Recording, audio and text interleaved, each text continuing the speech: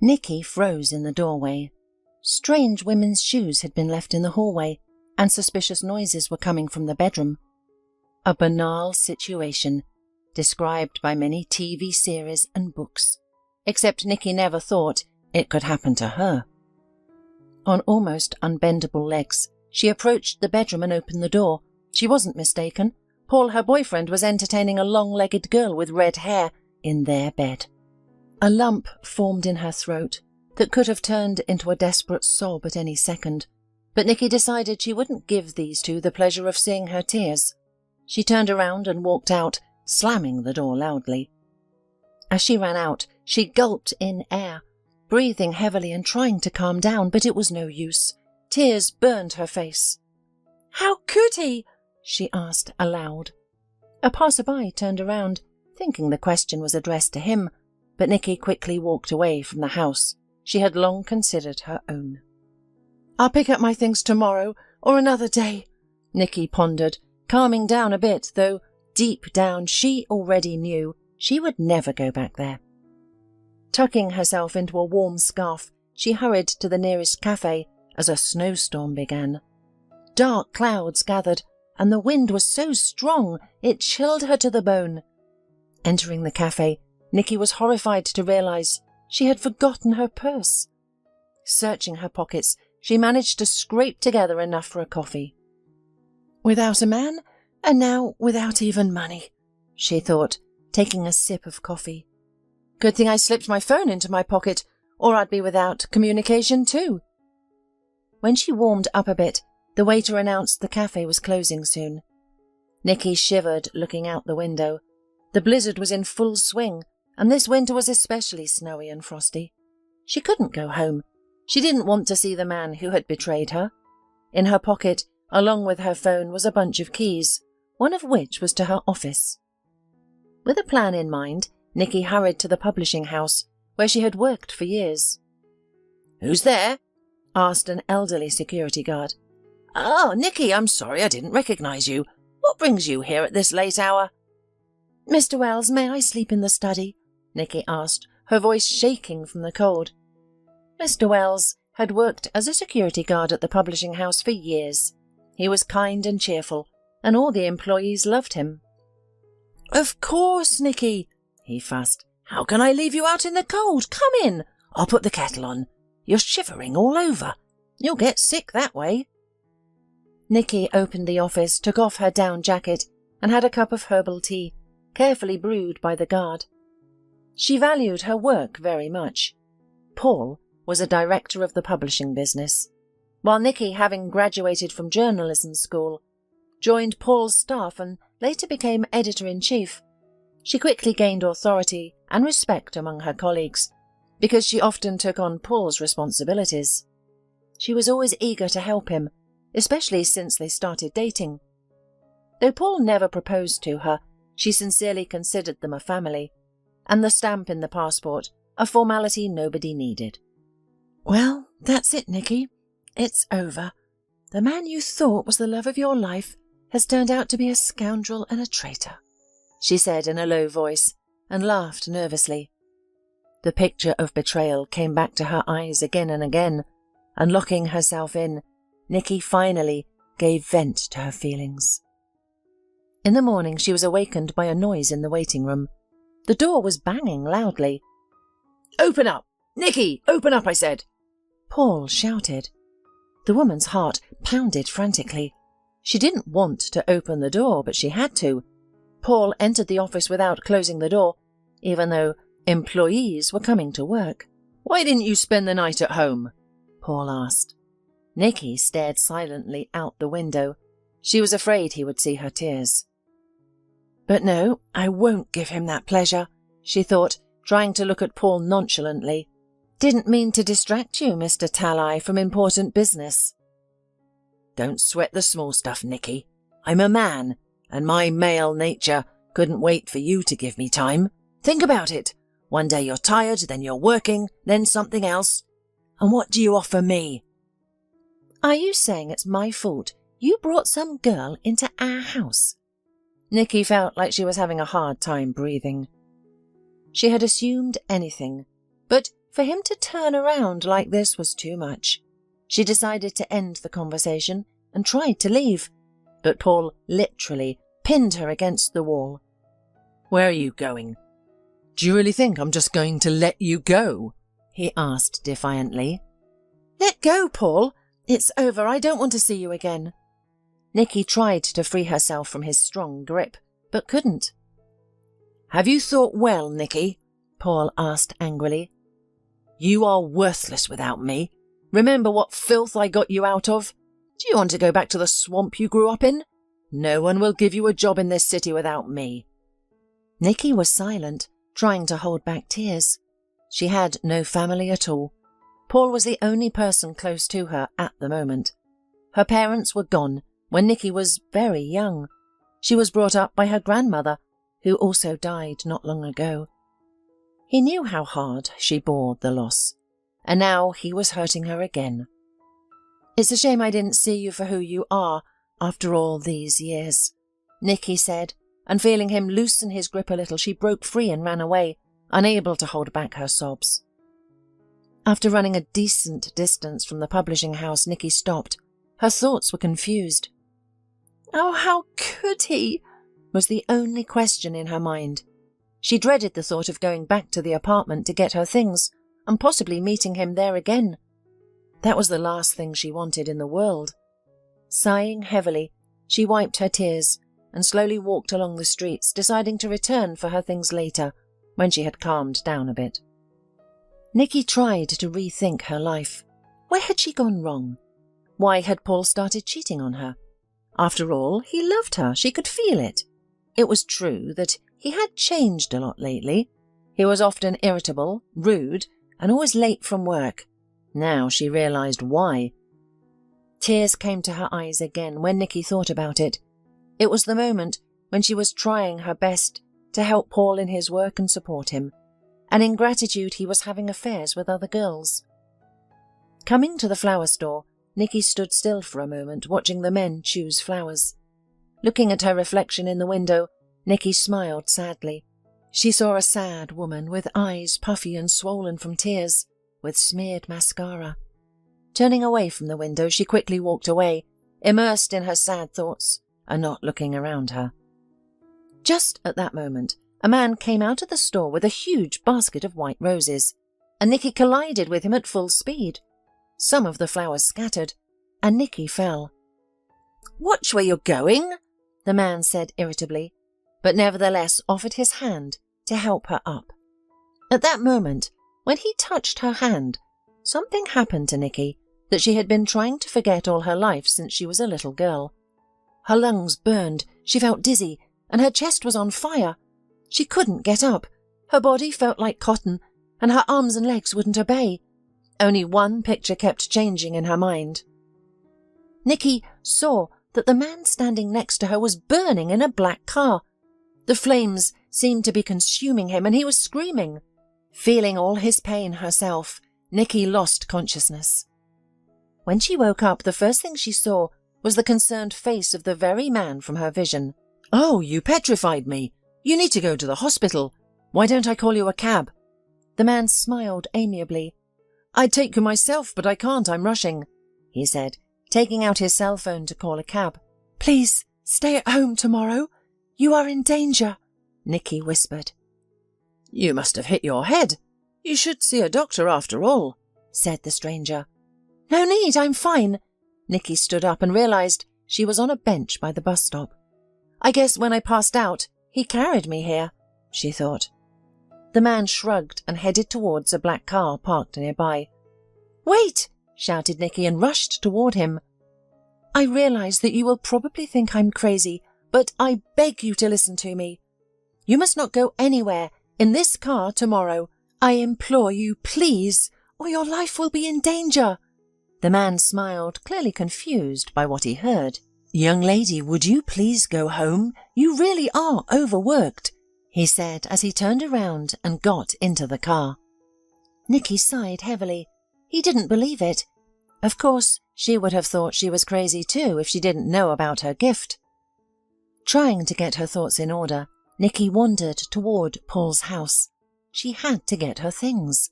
She had a small apartment on the outskirts of town that she rented out to tenants, so called them and let them know she needed her apartment in 2 months. Of course, she was sorry to kick out people who were very decent. After all, they had been renting the apartment for a long time, paying faithfully and keeping it in perfect order. But nothing could be done. She had to live somewhere. The closer she came to the house where she had lived for the last few years, the heavier it became on her soul. But when she inserted the key into the lock, she was stunned. The key twisted and wouldn't open the door. Nikki sat down on the steps and cried quietly. Paul has already changed the locks. Why did he do that? After all, it was he who cheated on her. She sat there on the steps until late at night, waiting for Paul, but he never came home. Nikki wondered what to do and where to go. Of course, she had an old house in a village outside the city where her grandmother lived, but it was quite dilapidated, even at that time. Her grandmother had saved all her money to buy her only granddaughter an apartment in the city, and now what had become of it? Nikki had been there since her grandmother died. After thinking for a while, she decided to go to the work office again. After all, today was again Mr. Wells' shift, and he certainly wouldn't leave her on the street. When she got to the publishing house, Nikki realized she was exhausted. Knocking, she heard the door open, and Mr. Wells came out, speaking in a guilty voice. Nikki, I was told not to let you in here any more. Please forgive me. Paul ordered it? Nikki asked with trembling lips. He did. It was like that after you left. He literally went off the chain. He shouted at everybody and ordered to find your replacement. But it will be difficult for him to replace you. You've been working for 3 people. The guard sighed heavily. However, I can't leave you out in the cold. Come on in and spend the night in my staff room, and in the morning you'll decide what to do. Thank you, Mr. Wells, replied Nikki, sobbing. Her head was splitting, and her heart ached with pain and injustice. But as soon as her head touched the pillow, she fell asleep immediately. She woke up when the sun was already shining, and she heard the noise of voices. After quickly cleaning herself up, Nikki went to her office. To her surprise, it was open. Nikki hurriedly gathered her things, mainly her laptop. Hastily throwing everything into her bag, she headed for the door. But at that moment, Paul stormed into the office. What are you doing here? Who dared to let you in? You were fired yesterday, he hissed. Don't worry, I came to get my stuff and my paycheck. I won't bother you again, Nikki replied. The man before her now vaguely resembled the one she loved. Get out, but put your things back, Paul shouted. But these are my personal belongings, and the laptop is mine too. Don't be crazy, Paul, Nikki replied, clutching the bag to her. At that moment, the enraged Paul was about to say something humiliating, his hand to strike her, but the secretary who had entered thwarted his plan. Mr. Talley, the CEO has arrived and is waiting for you in the study, said the girl. You're lucky. Now get out, he shouted at Nikki. I don't know why you act like this. Apparently it's payback for my loyalty and love for you. Just know that no one cancels the boomerang, and all the evil you did to me will surely return to you. You'll see, Nikki said loudly and ran out of the office. And on the eve of this ugly scene, Richard, the man who bumped into Nikki after buying flowers, had a conversation with his best friend. Brian, how annoying everything is. I feel like I'm suffocating from hopelessness, he said, sitting in a big leather chair opposite his friend. Buddy, don't exaggerate. Anyone would envy you. Stable business, income, the best girls. Your Alyssa looks like she's from a picture. You can't take your eyes off her, Brian replied, smiling. You're right, but I haven't enjoyed it for a long time. I want a real sincere attitude. And all these girls, including Alyssa, are only interested in the size of my wallet. Richard thoughtfully looked out the window. Well, just the wallet, laughed Brian. You were in great demand even in high school, because you were always considered handsome. Richard stood up and walked over to the huge panoramic window in his office. Yes, it was true, he was always in demand among women, and when the money appeared, doubly so. The office of his firm was located in the largest business centre, and the windows had a gorgeous view. At heart, Richard was a true romantic. True, he had to hide this feeling far away, so as not to be considered weak. In business, grip, restraint and toughness are important. Richard owned a large media holding, which included some publishing houses and even a television channel. "I met a strange woman today when I was buying flowers for Elisa," he said quietly, continuing to stare off into the distance. "And that woman was so good that she blew your mind?" asked Brian with a smile. "That's not the point. I didn't even get a good look at her, but I can't get her words out of my head. Can you imagine? She said I was in danger." Brian laughed. "Well, friend, it looks like things are terrible. Do you believe in fortune-tellers and gypsies now? Besides, we have an important negotiation tomorrow, remember?" "Yes, I remember everything." Richard waved away. "By the way, we also need to stop by that publishing house we bought 2 years ago. They complain about it, saying the manager there has got completely off the rails. They say he's embezzling money. We need to get to the bottom of this." The friends said goodbye and Richard went home. At the door, he was met by Elisa, who threw herself on his neck and affectionately chirped. "It's good that you're home. I missed you so much. Thinking about you all day." She hung on Richard's neck and began to kiss him. "Elisa, stop it.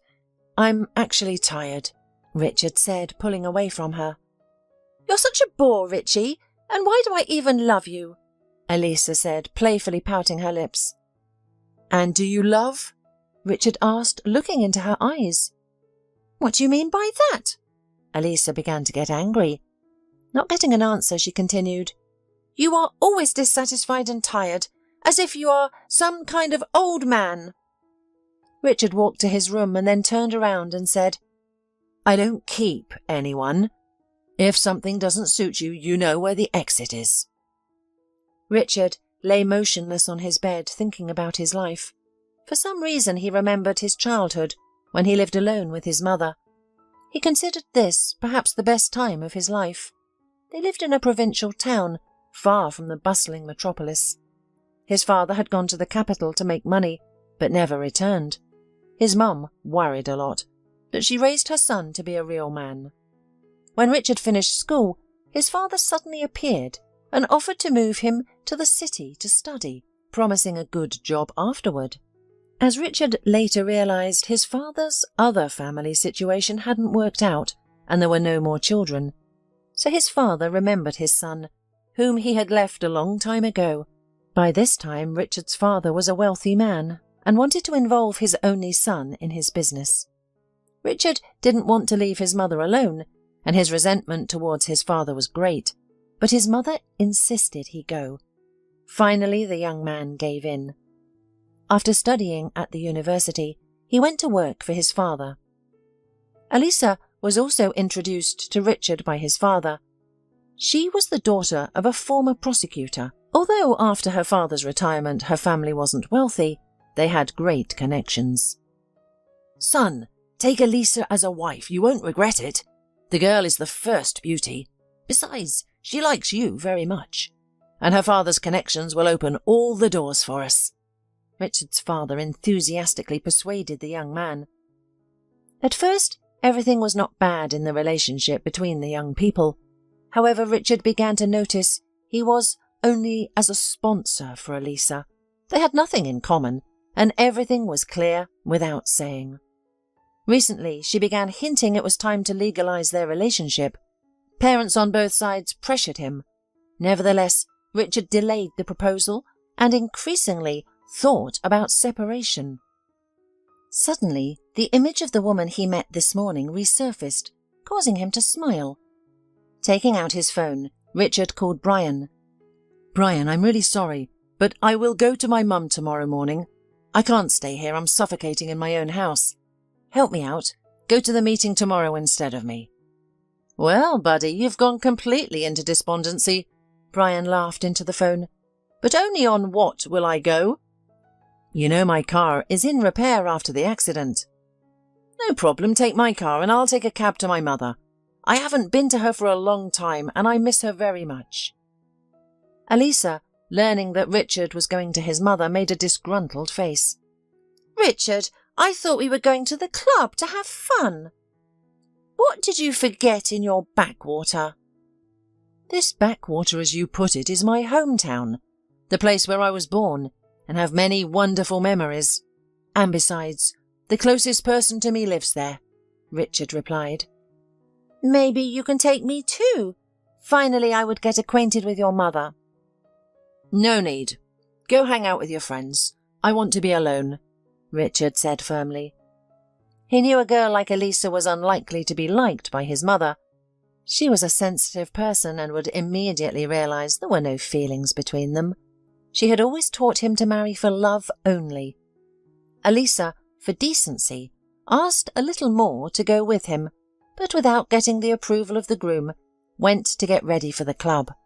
Richard remembered he wanted to stop by one of his publishing houses and decided to visit early in the morning. He couldn't sleep for a long time. His thoughts were confused in his head, and he felt as if something was weighing him down. His whole life seemed to be slipping away. Yet he had no problems with money, but that was not enough. He just needed someone who would sincerely love and support him, and whom he would love. Once he tried to talk to his father on this subject, but his father only laughed. Son, leave this nonsense for stupid, hungry people. In our world, only the right calculations bring happiness. But didn't you and Mum love each other? Richard was surprised. We did, and you see where it led. Domesticity quickly ruined everything. As I recall, it was you who ruined everything and left us for a lucrative relationship. Richard grinned. And as you can see, it only benefited everyone. If I hadn't left then, we would have been living impoverished in the hole we were living in. And now, thanks to me, you are a successful businessman. You have everything you want. His father stood up, walked silently across the room, and raised his eyebrows. Don't tell me you regret what happened. Only a foolish, weak slob could reason like that, but not my son. Richard could barely restrain himself from snapping at his father, but clenching his fists in anger, he managed to restrain himself. He didn't want to look weak in his father's eyes. He'd spent his whole life trying to prove he could grow into a decent man without him, so he'd worked hard to build his own business and separate from his father. Yes, the start his father gave him was invaluable, so Richard kept silent. This conversation repeatedly came up in Richard's memory, and now, when he couldn't sleep, it came to mind. He managed to fall asleep only close to dawn, and soon the alarm clock rang. Remembering he had promised his friend to give his car, Richard called a cab. In 40 minutes he entered a publishing house, and immediately he heard strong screams and a crying woman rushed past him, almost knocking him down. To his great surprise, Richard recognized her as his recent acquaintance. But the woman didn't even look at him. What's going on here? Richard asked the receptionist in the reception area. The girl looked around, afraid someone might be listening, and said, Oh, Mr. Harper, here's the thing. Mr. Talai fired Nikki, and everything was running because of her. She's a wonderful person, and most importantly, honest and sympathetic. And Mr. Talai, well, the staff dislikes him, you know. The girl waited for a reaction to her revelation, but Richard didn't answer, deciding to deal with Paul, Mr. Talai, as soon as possible. Paul didn't wait long. He came rushing in a couple of minutes. Richard stared intently at him. What is it, Mr. Talai? You were appointed director of the editorial office, and there is no order. They complain about you, Richard began. I don't know who brought you all kinds of gossip, but everything is fine here, and those who spread false information are probably either competitors or dismissed resentful employees. Paul looked at the CEO brazenly, even with a challenge. That's right. Your staff turnover has been off the charts lately. Can you tell me why? Richard asked. The man sitting across from him was beginning to annoy him. We filter out defective employees. We select only excellent specialists, Paul answered quickly. I've noticed. In general, starting tomorrow, there will be an unscheduled inspection in the publishing house. You are free now? Paul obeyed, but Richard had time to notice how he visibly tensed up. Making a couple of calls to the central office, Richard ordered the best specialists to check this publishing office. Before leaving, he requested the case of Nikki from the personnel department, and then went to his mother's place, prudently stopping by a store to buy everything necessary. The anticipation of meeting a loved one warmed his heart. The place where Richard spent his childhood and youth had not changed a bit since his last visit. Unfortunately, he couldn't come often due to his busy schedule. After paying the cab driver, Richard stood for a while near the 5-story building he had often offered his mother to move in with him, or to buy an apartment in a newer, modern building, but she always refused. Breathing in the aroma of the frosty day, Richard smiled and walked into the entranceway. Elena did not expect to see her son, but was pleased at his arrival. "Son, are you all right?" she asked cautiously as he happily devoured her cooking. "Yeah, everything is fine, Mum," Richard replied monosyllabically. "It's just that you usually give me a warning. No, don't get me wrong, I'm pleased to see you. You just seem upset about something."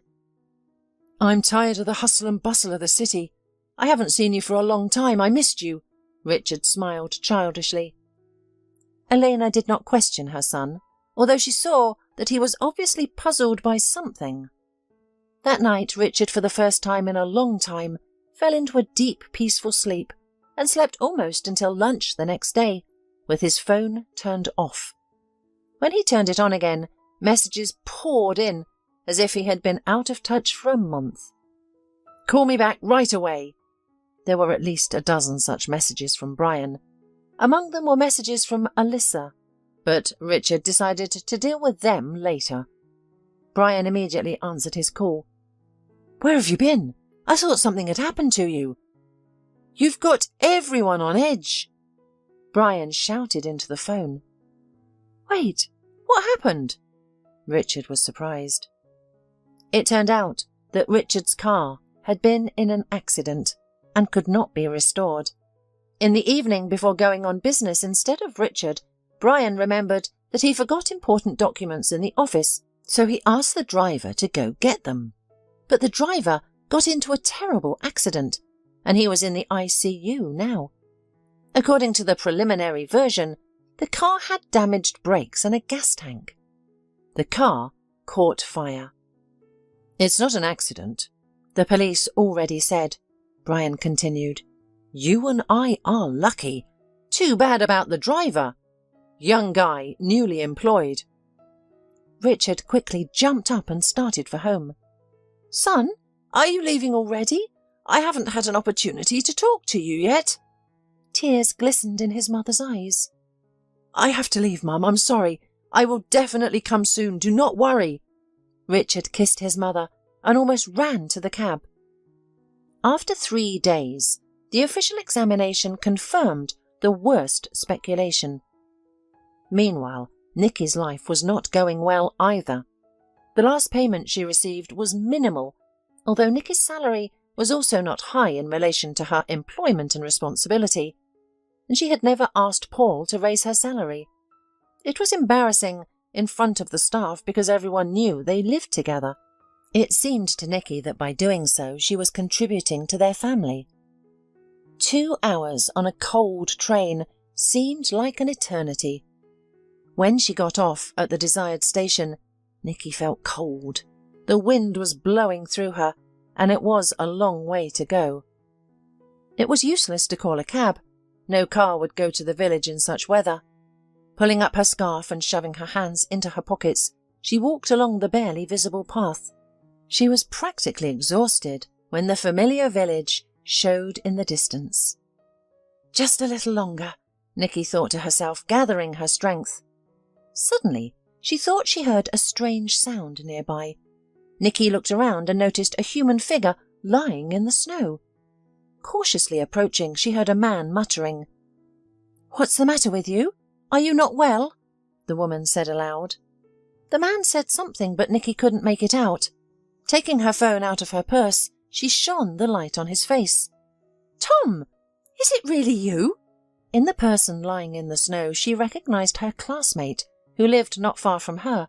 In childhood, they were very friendly, and in their youth, Tom even confessed his love to her. Later, her grandmother said that he went down a crooked path and started drinking. Now, Nikki realized that the guy was dead drunk. She couldn't leave him lying there. He'd just freeze to death in a blizzard like this. She didn't know whom to call, and her cell phone was practically dead. Nikki looked toward the village. It wasn't that far away. She couldn't lift the man, so tearing some plastic bags and tying them together, she turned Tom over and laid him on top of the bags. This way, he could slide in the snow. Her strength was leaving her, and her hands were stiff without gloves. After an hour, she managed to drag him home. Knocking on the window of his house, Nikki saw Mrs. Martinez, his elderly mother. Together they carried him inside. The woman thanked Nikki for a long time, trying to persuade her to stay the night, but Nikki hurried to her home. The shriveled gate and peeling paint made the house look uninhabited. Finding the key in its usual spot, Nikki sighed with relief. The house was cold and damp. One window was broken.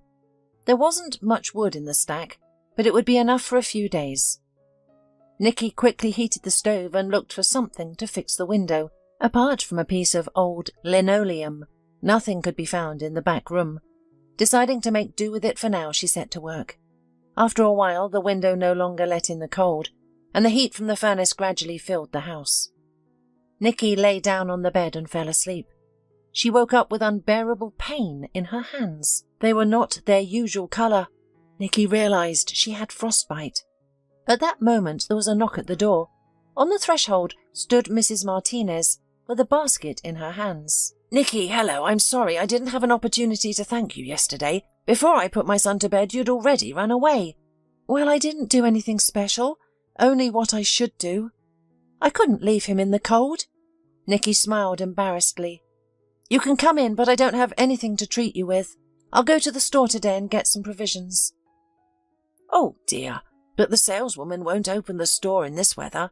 Here, I've brought you some goodies. Homemade chicken, eggs, milk and cottage cheese. I also brought some herbal remedies. You'll have tea and jam." The elderly woman put the basket on the table. Nikki took out the goodies and thanked her neighbour. Still, the world is not without good people, she thought to herself. "And what brings you here, my little girl, especially in such bad weather?" Mrs. Martinez asked. "The circumstances turned out so," sighed Nikki. She didn't want to share the details. Parting with her neighbour, Nikki began to clean and prepare dinner. The house was already warm enough. In an old trunk, she found her old sports suit. Grandma always put things in the trunk, saying everything in life can be helpful. How right she was. Thinking of Grandma brought tears to Nikki's eyes.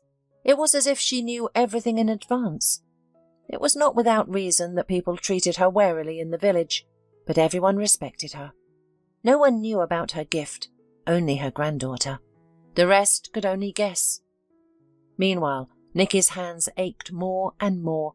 Her throat began to hurt, and by evening she felt feverish. There were no medicines in the house, only herbs brought by a neighbour and a little jam. Waking up in the morning, Nikki felt even worse. Her strength was almost gone. The fever didn't subside. She periodically slipped into dreams, often of her grandmother and their times together. Her parents died when Nikki was almost 7. The bus taking them to work overturned and fell into a ravine. Everyone survived except Nikki's parents. It was as if her grandmother knew it would happen. Once, as an adult, Nikki asked her why she didn't dissuade them from going, if she knew everything. "It's not in my power to decide people's fates, granddaughter. You can't escape fate, no matter how bitter it is." From then on, they lived alone with her grandmother. The old woman took care of her granddaughter as best she could, and even managed to buy a small apartment in the city for her. Nikki adored her grandmother and tried to help her in everything. Nikki later learned she also inherited her grandmother's gift. Visions were rare, but very frightening to her. Nikki felt she was on fire, but had almost no strength to get out of bed. There was a knock at the door. Nikki tried to lift her head, hoping the person at the door would help her. Gathering her last bit of strength, she slowly made her way to the front door. The knock was repeated, but as she opened the door, she lost consciousness. And 15 minutes before, Richard had been desperately driving around the village looking for the house he wanted. There were no numbers on the houses or street names, so Richard almost lost hope of finding his. Knocking at one of the few houses with a light on, Richard hoped to find out something about her. The elderly woman who opened the door let him in. "I only know one girl named Nikki whom you might be looking for," she replied. "It's mostly old people who live here, and people like my son." She nodded at a man snoring loudly on the bed. The smell of booze in the room spoke for itself. "Can you imagine? Nikki recently saved my dummy from a cold death. She dragged him on her back when she found him in a snowdrift. Thank her for me once again. I can't go myself. I've been sick for 3 days and can barely get up." Now Richard knew which direction to go. Finding the right house, he noted that the door was covered with snow, and only a dim light indicated someone was inside. No one answered the knock, so he knocked again before hearing footsteps. The woman opened the door and then collapsed. Richard managed to catch her and carried her inside to the bed. Her face was pale and she clearly needed to go to the hospital immediately. The SUV he borrowed from his father could easily handle any snowdrifts. Wrapping the woman in a warm blanket, he carefully placed her in the back seat of the car and headed to the hospital. Richard carried her into the emergency room in his arms. "A separate room, medication, I'll pay for everything. I beg you, help her," Richard pleaded. "Don't worry, it's our duty," replied the doctor. Nikki was taken away with a promise to update him on her condition as soon as they knew more. All the way home, Richard thought about her. Not every woman would risk her health to save some alky, he thought. When Nikki opened her eyes, she couldn't figure out where she was. It took a while before she realized it was a hospital. Her hands were completely bandaged, and a vein was connected to an IV drip. How she had gotten here was unclear. The nurse who entered smiled affectionately. "You've come to your senses at last. Now I'll call the doctor." With these words, she hurried out the door. The doctor examined Nikki for a long time, asking many questions about her well-being, particularly about her hands. "Well, Nikki, your condition was stabilized, and the development of pneumonia was stopped by drugs. For now, you should remain under observation until you recover completely. Rest," the doctor concluded, and left. Nikki stayed in the room with the young nurse who was changing the medicine in the drip. "Your husband is a good man. He brought you in his arms and raised the whole staff on alert. He got the expensive medicine. Any woman would envy you. And he's so handsome. Oh, I'm sorry," the nurse faltered, seeing Nikki's serious expression. "Husband, you say?" Nikki didn't understand what was happening. Recent events had been erased from her memory. It was difficult to believe that Paul could take care of her, especially after what had happened between them. But then, who? The next couple of days were the same. Procedures, injections, medications. The young nurse periodically brought treats her husband had given her, each time admiringly talking about him. Nikki was dozing when Richard entered the room. After 2 days, the woman looked different. There was a blush on her cheeks, and her breathing was even and calm. From the doctor, Richard learned that her hands were badly damaged and required long treatment. During these days, he had managed to learn a lot about her. He studied her file from the personnel department and talked to colleagues. Nikki felt his presence and slowly opened her eyes. "You?" she whispered. "Hi, I'm Richard. We never got to meet properly." He smiled. "I'm sorry if I offended you that day." It's me who should be sorry. I said a bunch of nonsense. You probably thought I was crazy, didn't you? Nikki replied. That's the thing. Now, I owe you a debt of gratitude. You saved my life, one might say. I never believed in such things, but your words made me cancel my trip. Thank you. Nikki was silent, unable to cope with the hitched breath in her chest. His touch was like an electric shock. She had only felt something like that when she first learned of her abilities in her distant childhood. Nikki remembered how frightened she'd been then, and her grandmother had calmed her down. She felt dizzy and slowly sank back onto the pillow. You'd better rest for now and not worry, Richard said caringly. Would you like me to read to you? He suddenly asked. Nikki nodded. Richard sat down on the edge of the bed, took out a book and began to read. Nikki did not listen to the text. His voice was so pleasant that it was hypnotizing. She was silent, trying to discreetly observe him. Today he looked different from the first time they met. Then he was wearing a suit and a strict overcoat. Now he wore blue jeans and a plain sweater. His hair was dark, medium length and neatly combed. The man was clean-shaven, and the scent of his perfume was faint but very pleasant. Richard came in every day. At first the conversations were a little awkward, but in time they began to talk like long-time acquaintances. Common interests, views on life, sense of humour, and of course working in the same field brought them closer. How did you find me then? Nikki asked one evening when Richard was, as always, nearby. He grinned. It's a long story. I had to meet your former director and get your address. You talked to Paul? Nikki marvelled. Yes. Richard immediately changed the subject, and they never returned to this conversation again. A few days later, the attending physician finally said, Nikki, I must tell you that tomorrow you will be discharged.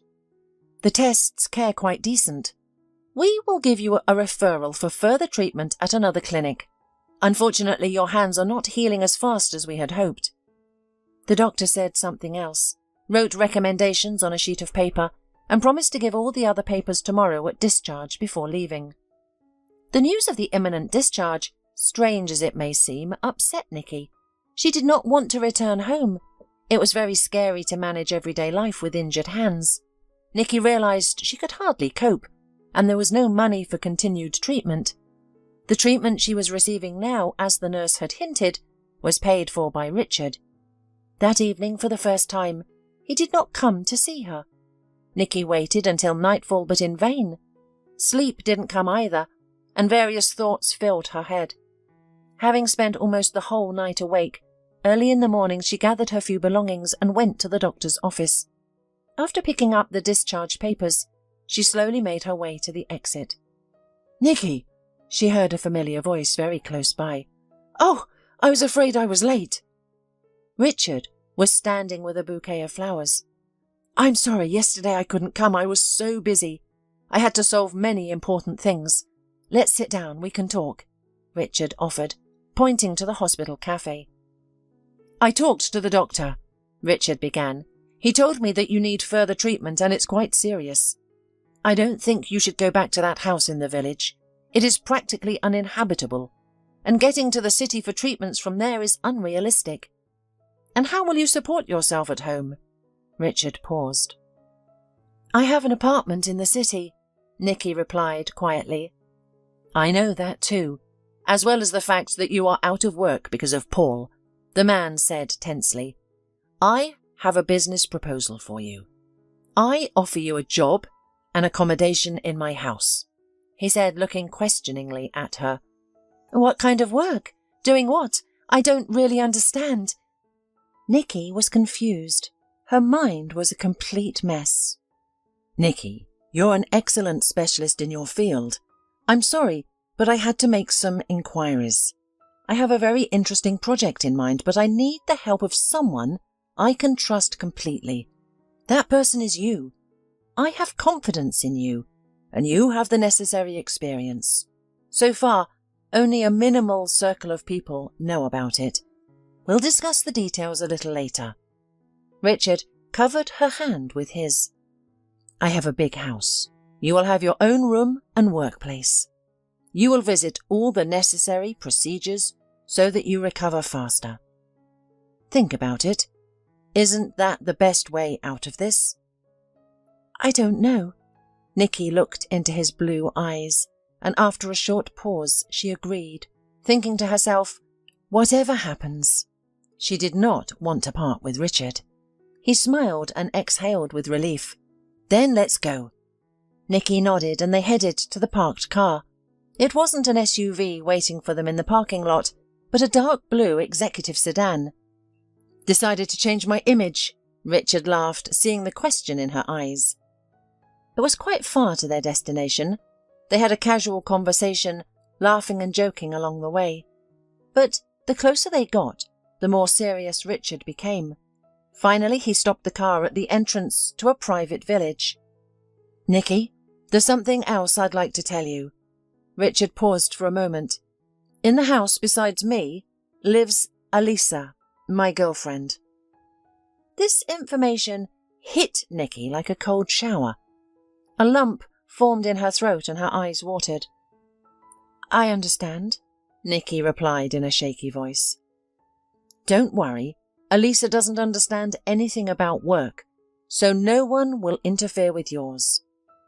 Nikki nodded silently and turned to the window. Of course, she suspected that a man like Richard was hardly lonely, but deep down she had hoped otherwise. They spent the rest of the way in silence. When they parked in front of a large mansion, Richard took Nikki's things and gestured for her to follow him. Inside, the house was even bigger than it looked from the outside, but to Nikki's surprise it was quite cosy. It always seemed to her that such huge houses were like museums, devoid of coziness, but she appeared to be mistaken. "Your nurse will arrive closer to evening and bring everything you need for your treatment. Make yourself comfortable for now." Richard smiled and walked out. Nikki sat on the edge of the huge bed and sighed heavily. The room was decorated in light beige colours, and she also found a door leading to a small office with everything she needed for work. She looked at her few belongings and, after putting on a home kit, decided that tomorrow she needed to take her things from Paul. But she didn't yet understand how.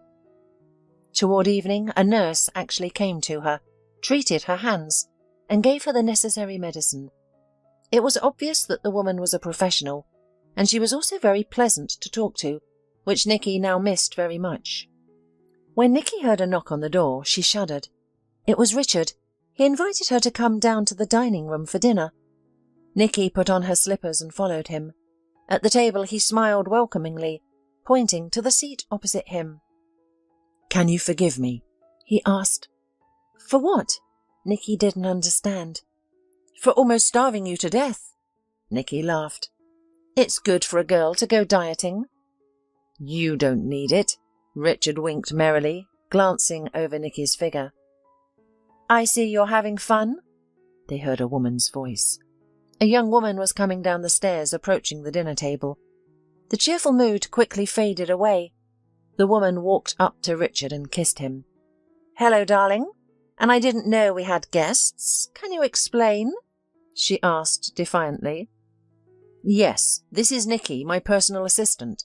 She will live in this house because of the circumstances. And this is Alisa," he addressed Nikki. But Nikki seemed frozen in place. She looked at Alisa and couldn't believe her eyes. The woman had bright red hair and looked very much like the one with whom she had caught Paul.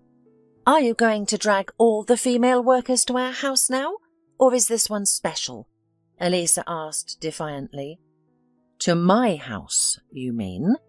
Nikki saved my life, so I owe her a debt of gratitude. Will that explanation satisfy you?" The man replied calmly. "Excuse me, I think I'll go to my room. I don't feel well." Nikki was heading to her room when Alisa's words reached her. "Richard, you're crazy. Look at her. What a helper. That dummy in the funny pyjamas." Alisa laughed nastily. Nikki did not hear the rest of the conversation. Her heart was pounding frantically. Maybe she was wrong about Elisa, perhaps because there are many girls with such hair and she just imagined it. A little later, Nikki had dinner brought to her room. It was late in the evening. After eating a little, she realized she wanted some tea, a habit she had had for a long time. Opening the door, she went looking for the kitchen. There was a dim light in the house, which meant that most likely everyone had gone to their rooms. Finding the kitchen, Nikki made herself some tea. There was a huge fireplace in the living room, and the view from the window was spectacular. Without turning on the light, she went to the window. The huge windowsill was just right. Nikki cosily settled down on it and began to enjoy her tea. At such moments, she often remembered her grandmother. She remembered how she had first introduced her to Paul, and she had disliked him terribly. "This is not your man, granddaughter. He's rotten inside. You know, you'll cry with him," said her grandmother. But Nikki, in love up to her ears, did not want to listen to anything. Paul seemed to her a prince from a fairy tale, her first love.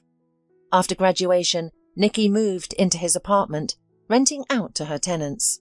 Paul got her a job in his editorial office, making her practically his right hand. As Nikki realized later, it consisted only in the fact that he shifted most all his duties to her, taking advantage of her efficiency and diligence. And so it was. Nikki adored her work, performing the daytime business and Paul's assignments, and could spend nights writing articles, editing, fully immersed in her favorite business. To her, an inexperienced girl, such a family life seemed ideal. Immersed in her thoughts, Nikki did not immediately notice the footsteps.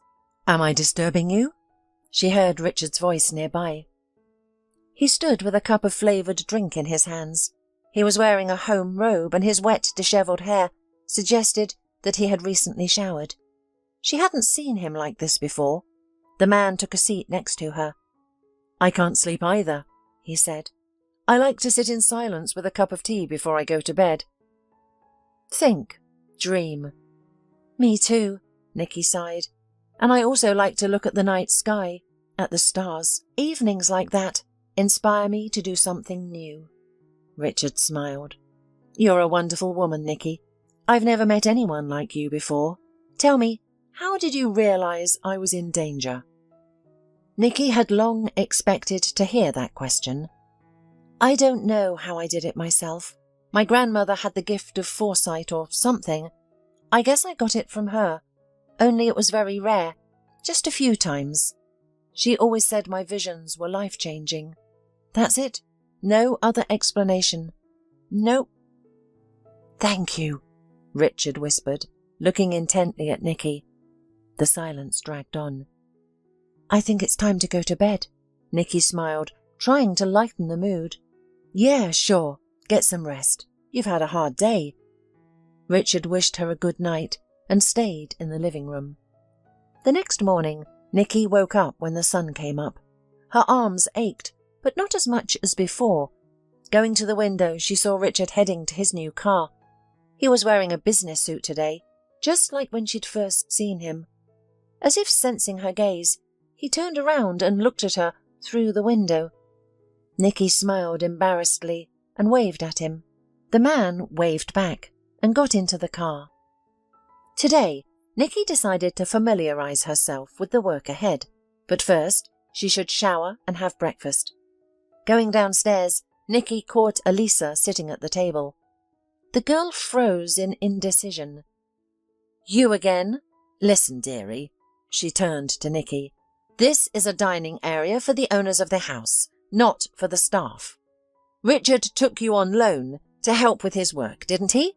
So please, have breakfast with the servants and don't spoil people's appetite. Nikki stood silently looking at Elisa. She had little doubt now that she was the one she had seen in Paul's apartment. Did I say something unclear? Elisa shouted. I'm sorry, I really should go, Nikki replied quietly, going into the kitchen. The cook made her coffee and gave her some sandwiches. Nikki took it all to her room, deciding to have breakfast there. The fallout from the meeting with Richard's fiancée was not pleasant, but by immersing herself in her work, Nikki was able to distract herself from her thoughts. A knock on the door interrupted her, and the maid brought in a huge bag, setting it beside the bed. "Here, take them," she said cheerfully, and disappeared behind the door. In the bags were Nikki's things. But how? How had they managed to get here? After all, they were at Paul's house. Mentally, she had already said goodbye to them, deciding to gradually buy everything she needed. While she was going through her things, happy as a child, her phone rang. "Hi," she heard a familiar voice say. "I hope all the stuff is there." "Hi, how did you do that?" "Never mind. I only called your former director and offered to prepare all your stuff," replied Richard cheerfully. "Thank you." Nikki imagined Paul's face at that moment and smiled too. Richard wished her a good day and hung up. The woman put all the things on the shelves and continued working. She broke away from the monitor screen only when it was getting dark outside, and voices were heard downstairs. She looked out the window and saw Richard coming out with his fiancée. Alyssa was dressed in a beautiful evening dress, and her head was decorated with an intricate hairdo. From the outside, the couple seemed perfect. Two handsome, successful young people. Nikki could not tear her eyes away. Richard carefully sat his companion in the car without looking out the window, from which a pair of attentive eyes watched him. Nikki's stomach reminded her that it was time to eat, since lunch had been skipped, so Nikki went down to the kitchen. Maid Tara and cook Sarah were already eating dinner. Seeing Nikki, they invited her to the table. "The master asked me to tell you to be ready tomorrow morning. You will go to the doctor," Tara said. Nikki nodded, chewing a flavourful piece of chicken. "Sarah, you're just the queen of the kitchen. How did you manage to prepare such deliciousness?" She praised the cook. "Oh, Nikki, thank you for your praise. Only not everyone is so pleased in this house." The woman grinned bitterly. "The owner's fiancé has already drunk her with her nagging," Tara explained. "The soup's wrong, the food's too plain, too simple, too lacking in sophistication, or something else. And she's got me all worked up about breakfast. I don't know what to make. When the master lived alone, he was always satisfied with everything," concluded Sarah. "But when that witch came into the house, no one is happy." Tara sighed heavily. "Listen," Nikki turned to the cook. "I have one recipe for delicious pancakes. The girls at work kept asking me to make them. I think it would be perfect for breakfast. I can share the recipe," she smiled. "I'd love to, baby," the woman cheered. After chatting a bit more in the kitchen, Nikki returned to her room. Richard and Elisa came home past midnight. Nikki did not sleep. She was immersed in work, so she heard the sound of a car pulling up. That Elisa cheated on Richard was clear, but Nikki decided not to tell anyone about it.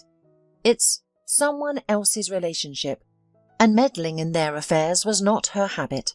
Although tormented by a heightened sense of justice, she wanted to do it, but stopped in time. Getting up early the next day, Nikki got ready for the planned visit to the doctor. After applying discreet makeup and styling her long hair, Nikki put on classic pants and a blouse, not forgetting the heels.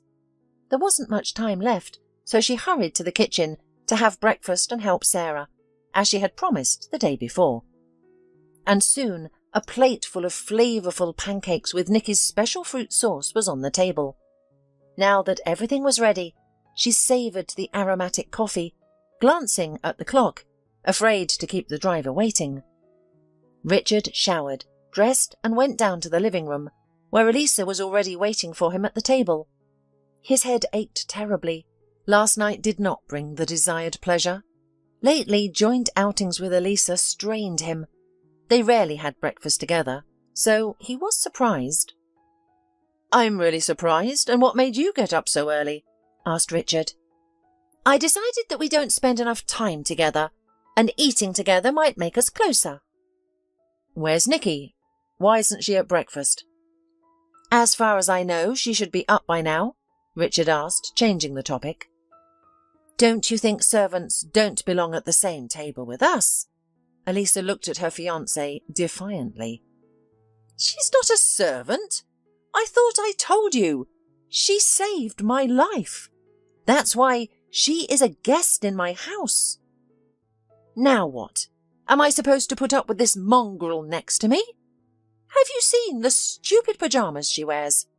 How redneck do you have to be to come down to dinner in your pyjamas in a decent house?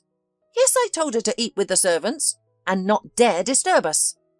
Elisa burst into a scream, unable to stop herself any longer. "So that's it!" Richard pounded the table for the first time and raised his voice. "In this house, while I am the master, only I will decide who sits at the table with me. And if you don't like someone else's company, eat somewhere else." Having said this, Richard got up and went to the kitchen. There he found Nikki. She was talking sweetly with the maid and laughing merrily. For a second he stood in the doorway. Today Nikki looked quite different. Strict pants and blouse emphasized the dignity of her figure, and makeup and styling refreshed and made her image unusually gentle. "Nikki," Richard called out to her. "Come on, we have to go. Today I'll take you to the clinic personally." The girl followed him in surprise. Elisa, still sitting at the table, looked at the transformed Nikki with surprise and anger. "You look great," Richard complimented her as they got into the car. Nikki smiled silently. It took them almost an hour to get to the clinic. Then they waited to see the doctor. By the time the doctor examined Nikki, both of them were exhausted and hungry. "You see," the doctor said, "that the wounds will soon be completely healed, and you will be able to live as before," Richard said cheerfully. "Yes, thank you very much. If it hadn't been for you, I don't know what would have happened to me," Nikki sighed. "Let's not dwell on it. I've only repaid your kindness. Now, let's have lunch somewhere, or we might starve to death," Richard joked. They settled down in a nearby cafe. Richard ordered a full meal with several dishes, while Nikki only got a light salad and juice. "So that's why you're such a Thumbelina," laughed Richard, comparing their portions. Lunch turned into a conversation about work matters, with both behaving casually and easily. "How strange, we haven't known each other long, but it feels like I've known you all my life," Richard suddenly said, covering Nikki's hand with his own and looking into her eyes. "It's as if fate sent you to me, so that at least something in my life appeared bright." "Why do you say that? You're a successful businessman. You have everything." Nikki was surprised, her voice trembling. His heart was beating so loudly that it seemed everyone in the cafe could hear it. Richard sighed heavily. "What do I do now? I got with the help of my father, and of course he doesn't miss the opportunity to remind me of it every time. Yes, I am grateful to him for the start in my career that he gave me, but I want to prove to him, and first to myself, that I am worth something. I've been thinking for a long time, and I've decided to realize my media project. I want to launch TV channel and an advertising agency. In general, there are many ideas, and I want you to help me. No one knows about it except you. I want it to remain a secret, at least for now." "You mean Elisa doesn't know either?" Nikki asked, dumbfounded by the information. "No." "Why not? You're getting married, aren't you?" "Elisa is far away from all this. She thinks money falls from the sky," Richard replied briefly. They stayed there for some time, making plans and discussing the best ways to make it real. They couldn't return home until dinner time. Elisa, who was watching them from the window, was literally choking with anger. Everything was collapsing before her eyes, and Richard was noticeably cooling toward her. Elisa ran out to meet them as soon as Richard and Nikki entered the house, throwing herself at him she affectionately said. "Beloved, I missed you so much. I didn't have dinner without you. I'll order them to set the table. Nikki, I hope you'll join us." "I think I'd rather eat in the kitchen," Nikki replied. "Have dinner with us, please?" Richard asked. Nikki nodded, unable to refuse him. After changing into her favourite pyjamas, Nikki went down to dinner. Everyone was already at the table waiting for her. Looking at the guest, Alisa tried to suppress a laugh, although it did not go unnoticed. "Sarah, I'd like for breakfast tomorrow those wonderful pancakes from this morning. They remind me of a taste from my childhood." Richard smiled. "Mr. Harper, with pleasure. Except it wasn't me who cooked them, but Nikki," justified the cook. "Really?" The man was surprised, looking at Nikki. "To all your virtues, you also cook perfectly," he praised. Nikki smiled embarrassedly. "You're exaggerating. It's just that we never had a cook." "I didn't like the pancakes at all. They're very greasy, and the calories are too high to imagine. You should be less fond of baking, Nikki, or you'll turn into a fatty," said Alisa sarcastically. "By the way, Nikki, tell me, please, at what market did you buy those funny pyjamas? Every time I see you in them, I can't help laughing." Alisa laughed unpleasantly. "They were given to me by a very nice person, so it is dear to me. Unlike you, I was born into a simple family where comfort was valued much more than ostentatious outfits and pathos. If you'll excuse me, I think I'll be going. I'm a little tired." Nikki walked out and quickly headed for her room. "Why do you keep picking on her? Aren't you tired of it?" Richard asked. "I was just asking. I can't stand these country ways." "Oh, yeah? Did you forget that I am also from the province? Maybe you dare me. Nikki has a great education, excellent work experience, and a responsive heart.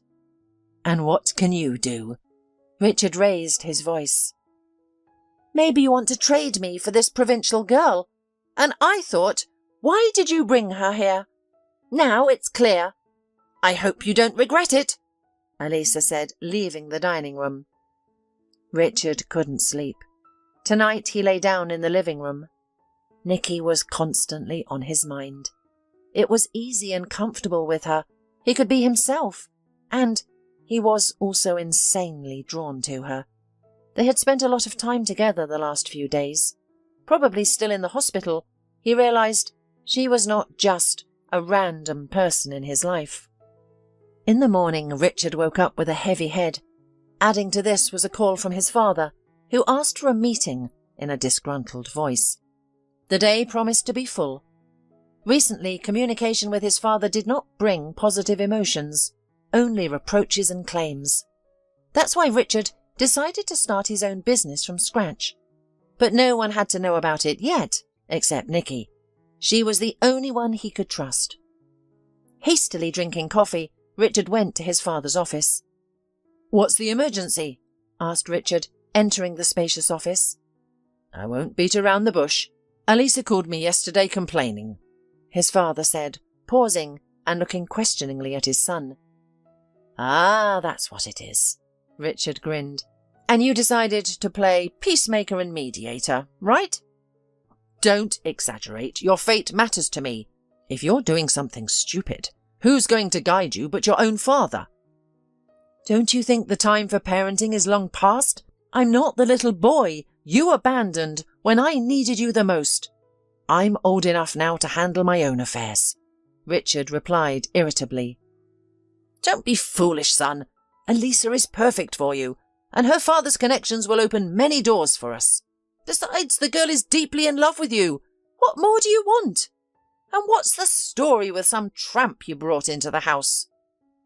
Richard looked intently at his father, and barely holding back to keep from screaming, said, "Nikki is not a tramp, but a very intelligent and decent woman, and who I bring into my house is up to me." He stood up and headed for the door, I hope we understand each other, he said and left his father's office. He felt awful. He didn't want to see anyone. Almost no one. Getting into the car, he drove to the place where he planned to organise his new project. Nikki was there. Work was in full swing and the woman was full of enthusiasm. Richard saw her leaning over the papers and involuntarily admired her. Pouring 2 cups of coffee, Richard knocked on the office door. Nikki smiled. You can enter without knocking. You're the boss. You were so enthusiastic I didn't want to scare you. Besides, you got into the job so fast. Now I feel like you're in charge, not me. Richard laughed. After drinking coffee, they began discussing work points. Nikki found some excellent specialists, including from her last job. She also arranged a meeting with representatives of the firm manufacturing the needed equipment. I've also designed the office space and prepared some sketches for you to look at. Nikki held out a folder. You're a miracle. God sent you to me. No other way. Richard walked up to Nikki, taking her hands in his. The girl was silent, and he too, without taking his eyes off her lips. The desire to kiss her was so strong that he barely restrained himself, afraid of her reaction. Suddenly, the phone in his pocket rang loudly. Richard picked up the receiver, stepping back to the window. From his pale face and the excitement in his voice, Nikki realised something bad had happened. There's trouble with Mum. The hospital called. I need to go right away. Sure, if you need help. Nikki didn't have an opportunity to finish the sentence. I'd like you to be there for me, please. Richard took her hand and Nikki, taking her outer clothes, followed him. It took them quite a long time to reach their destination. Despite winter coming to an end, the weather was really wintry. Heavy snowfall literally covered the road, paralysing traffic on some parts. Richard's phone rang several times, but he rejected the calls.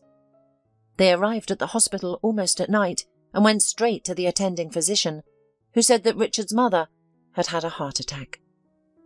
After describing the situation, the doctor authorised a visit in the morning, as the woman was conscious. There is no point in going back. The roads are completely snowed over.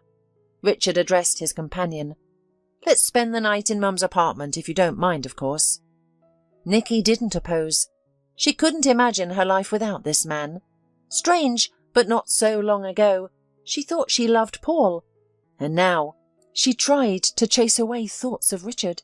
He had a fiancé, but when he was near her or touched her, every cell in her body responded. She liked everything about him. His velvet low voice, his smell, his smile, and his eyes. Nikki had never experienced this with Paul. She certainly liked him, but there had never been such an incredible attraction, not even at the beginning of their relationship. In the building where Richard's mother's apartment was, there was a 24-hour supermarket where they stopped to buy some food. The small apartment was unusually clean and cosy. Nikki noticed it at once. Richard immediately changed into home clothes, which suited him well. A simple t-shirt and shorts looked good on his figure. Nikki admired, trying not to give herself away, although her heart was ready to jump out of her chest. The apartment was full of photos of Richard at different moments of his life. While Nikki settled in, Richard began to prepare a simple dinner. Richard, if it is possible, I would like to take a shower, Nikki asked hesitantly. Sure, the bathroom's over there, he showed her. But I don't have a change of clothes, Nikki said, embarrassed. I don't think anything from my mum's closet will fit you, he smiled. Maybe my t-shirt will be helpful? You're so petite. It'll be like a dress. When Nikki was in the shower, she got more and more worried, imagining that they would have to spend the night in the same apartment. When she finally appeared in the kitchen doorway, in a t-shirt with a towel on her head, dinner was ready. Richard froze when he saw Nikki, flushed after the shower. My clothes suit you very well, he said at last without looking away. It smells perfect. Nikki tried to lighten the mood. I'm not sure if it's edible, but we have no choice. Richard smiled. Surprisingly, everything was delicious. During dinner, the tension eased a bit. Richard discussed the years he had spent living in this apartment with his mother. He even shared about his difficult relationship with his father and childhood offences. Nikki listened attentively, not interrupting. Richard opened up to her in an entirely different way. After dinner, Richard showed photo albums, telling stories associated with each photo. "You were lucky. You had a wonderful childhood and a wonderful mother," Nikki said thoughtfully. "Take care of her, because family and relatives are the most precious thing a person has. I would give a lot to have my loved ones near me, but unfortunately, it's impossible." A tear rolled down Nikki's cheek. Richard touched her cheek and wiped the tear away. She looked so defenseless at that moment. He wanted to hold her and protect her from everything. Instead, Richard suddenly leaned over and kissed her. The kiss was filled with tenderness and passion that both of them could barely handle. Nikki responded to the kiss. It seemed as if the whole world froze in that instant. Richard picked Nikki up in his arms and carried her to his room, never stopping kissing her. He gently laid her on the bed and asked, "Are you sure you want to do this? One word from you and I'll stop." Instead of an answer, she gently wrapped her arms around his neck and kissed him without saying a word. This night was theirs alone, and the closeness was not just physical. It felt like soulmates gathering. Waking up in the morning, Richard looked at Nikki sleeping on his shoulder. She was even more beautiful in her sleep. He decided to break up with Elisa. After last night, it was foolish to continue their already meaningless relationship. Now he realized that he had lost his head and could no longer live without Nikki. The phone on the table vibrated.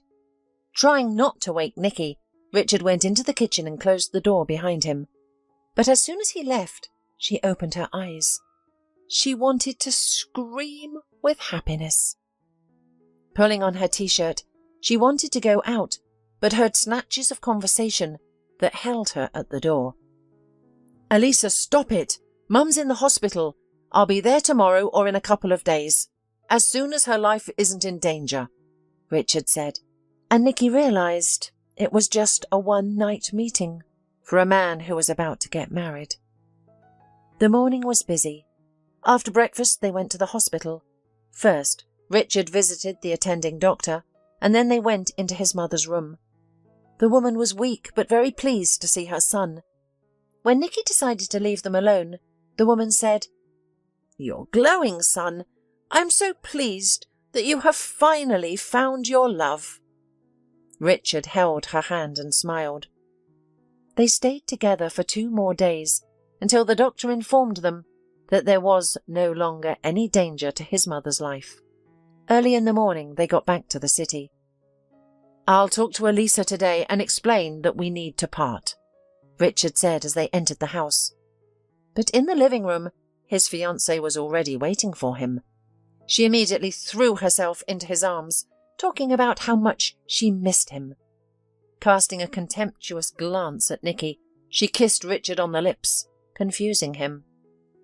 Nikki hurried to her room, but soon heard a knock. It was Elisa. "You want to take away my fiancé? You'll never get away with it. You know why? I'm expecting a child. Our child. Everything was fine before you came to this house. I think you realize that you are the third wheel and will make the right decision." With these words, Elisa left the room, leaving Nikki dumbfounded. 2 hours later, Nikki's things were packed, and she was waiting for a cab. Suddenly, someone touched her shoulder. "Nikki?" She heard a painfully familiar voice. "Don't. Richard, don't say anything. I have to leave. Elisa's right. I'm the third wheel, and it's better for everyone. A child is sacred. I'll never get over it." Nikki's voice trembled. "I'm sorry it happened like that. I didn't know, really. But I want to be with you, don't I?" Richard looked into her eyes, hopefully. I'm sorry. I have to go. The cab's waiting. Yes, I don't refuse to be involved in the development of your company, but it will be better if we don't see each other. It will be easier for both of us. Nikki turned away and headed for the cab. Richard remained standing, watching the departing car take his happiness away.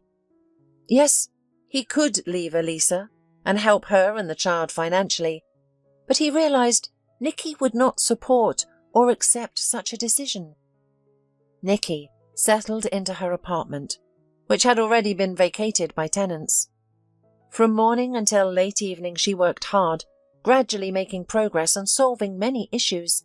She loaded herself with work to have as little spare time as possible. Richard did not stop thinking about her for a minute. Through the firm's workers, he learned a lot about Nikki and followed her life. He knew she was highly respected and appreciated by all employees. Being at home was sometimes unbearable. Elisa was unpleasant to him, and only the thought of the child kept him close to her. Their wedding was scheduled for the next month, but he tried not to think about it. One evening, feeling particularly down, Richard decided to visit Brian to distract himself. His apartment door was ajar, so Richard decided to enter. As he stepped inside, he heard two men shouting. One voice belonged to Brian. The other seemed vaguely familiar. Why'd you try to blow up the damn car? How could you even think of doing that? Besides, I could have gotten hurt too, Brian shouted. What did you expect me to do? You promised me money and I never got any. Plus, all these inspections started. He would soon get to the bottom of it. And who would be to blame? You, of course. Who would be above suspicion? But me. I asked you to wait a little longer. He trusts me 100%. But we had to proceed with caution. And after the incident with the car, he's been scrutinizing and controlling everything. I had to lay low, Brian said. Great. And now, after all the checks, I'll be thrown out on the street. Elisa left me, and she's pregnant with my child, but she said she's not going to be with a beggar. That blessed Richard took her word for it that the child was his. We're in love, but money decides everything. Either you pay me right now, or I go and tell him what a good friend he's got. Richard entered the room, and both men froze in shock. Brian's interlocutor turned out to be Paul, Nikki's ex-husband. And I really thought you were a friend. Almost a brother. Richard turned to Brian. Too bad. That same evening, Richard kicked Elisa out, and in the morning his father called, threatening to take away the company if he didn't change his mind. Take it away. I'm tired of your control. I don't want to see any more of you. Having said this, Richard disconnected the phone, took his car keys, and drove to a familiar address. Nikki immediately opened the door. Sorry, I'm a fool. Elisa is not pregnant with my child, and I can't be without you. Nikki was silent, and a tear ran down her cheek.